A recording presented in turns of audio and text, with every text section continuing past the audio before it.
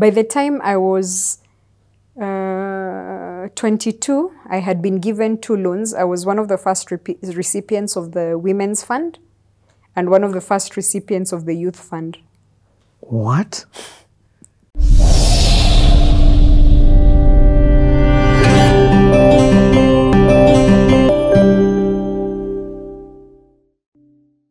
So now I come back and it's time to go back to school. Back to my normal school. But I'm loving the experience in Kirinyaga Road. I'm really loving it. And now I'm conflicted. I know I have to go to school. So second year, I think second year is when we begin to select subjects, what we want to do. If a class was on Friday, regardless of how good I wanted to do it, it was not an option. Because Friday I need to be in Mombasa. So my school days were Monday to Thursday afternoon.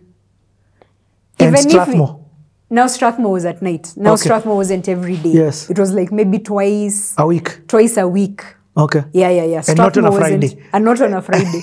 And not on a Friday, yeah. Thrice a week. So I was managing both properly, and then I'd already finished level 5. So I was just left with level 6 in Strathmore. Okay. Which I finished in 2005. And my question is, when you're in school, who's at the office? Who's at Kirinyaga Road? When you're at... There was an employee. Okay. And you had already learned how to work offline because you're also traveling to Mombasa a lot. Yes. Okay. There was an employee. Remember there was an employee that my mom and uncle had hired. Yes. Who's also a relative. Okay. Yeah, so he's there. And who's paying them? You now? Are you running this shop completely? Yes, I'm now running the shop. I'm paying rent, accounts. My mom has taught me how to manage accounts. How old are you? 2004-20. Wow. My mom had taught me, if there's one thing, hey, parents, involve your children. Because now at Uhuru Market, she'll send me to the bank, go bank what we've sold. Then she'll be like, okay, I've withdrawn the money, now go bank it in another bank. So we used to do a lot of transactions within our banks. So my mom taught me. So I had for the business had a couple of accounts. So banking every day was a prerequisite. Okay. The shop manager had to bank every day. Okay. Yeah. From why the different accounts? For different expenses? No, to build your credibility, to get more loans. Yeah. To get credit, working capital. So, but you're learning this at 20? I'm learning this. Who? I'm learning this, and then I'm being sent to bank big money, So here I'm interacting with millions.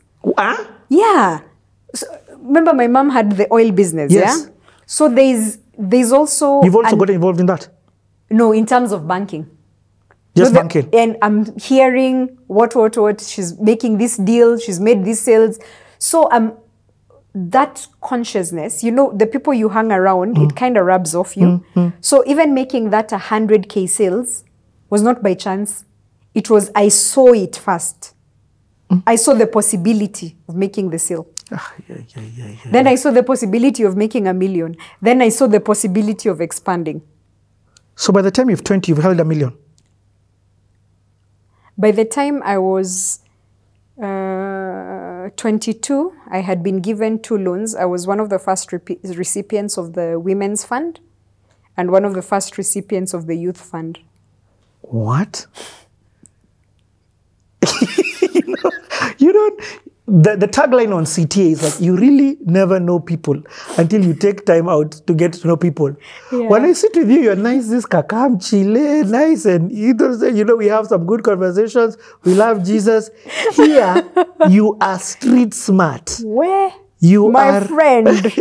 Street smart, I'm a street smart. What? I don't want to jump up, and I love it when I feel like this. I don't want to jump over this Mombasa experience. Yeah. Culturally, it's very different from Nairobi. Yes. Nairobi, here we're fast moving. Let's do this. You get what I mean? Come here at 7 o'clock for start this CTA. You're already here. Mombasa is different. Mombasa is different. How did you have to adjust for the two markets? One, I really thank God because my environment and my teachers, whether I knew or not, were very relational based. So I'm a very relational person, even in sales. I develop the relationship. We have some solid foundations. So these are the things I saw my dad doing, my mom doing. you know, my uncle doing, the people that are in business within my family. Very relational. They're just not having a relationship with the client. They are going to their shags. The client has a Harambee. They're showing up. Wow. So also in Mombasa, I now begin to develop relationships with these people. So I'm finding out, how are your kids? I know about their families. You know, all these things we're building. And Mombasa is also very different. And now Mombasa was also a preparation for my next life, yeah? So we're going slow? We're going slow, yes. So I'm learning to go with the pace of the people, but I also have a very short period of time. So God now gives me a strategy. Yeah? With growth comes, you need to readjust. Yes. Yeah? So in Mombasa, I open a store. No way. Yes. I open a store and I get an employee. And the job of the employee is to deliver during the week. So as I leave with orders. On Monday, we'll send the orders to the clients. But I'll be here on Friday to personally see the clients and collect the money. What? Yes. So they've received the stock. Now, it's moved from Friday delivery to Saturday evening, give me the cash, to Monday delivery of the next thing that you asked for. It will be sent by Mash. Yes, I was going to say Mash is just there. Mash, Now yes. you're not going, you're just putting it, I mean, you're going still, but then on Monday you put it on for them to get. Yes. On Monday I put it on. Then, because of consistency, I start building stock there. I already know these are things that people need. So I'm buying in bulk and sending in bulk.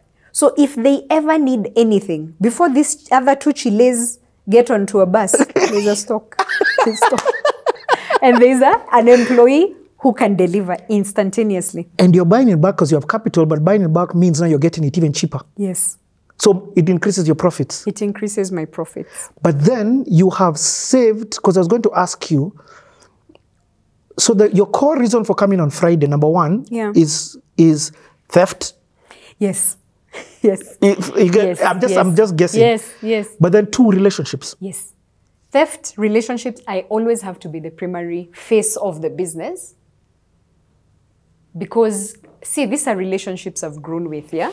And I think I've skipped a couple of months. But then by the time I get this employee, I also know they can do the same thing that I can do. So how do you train them?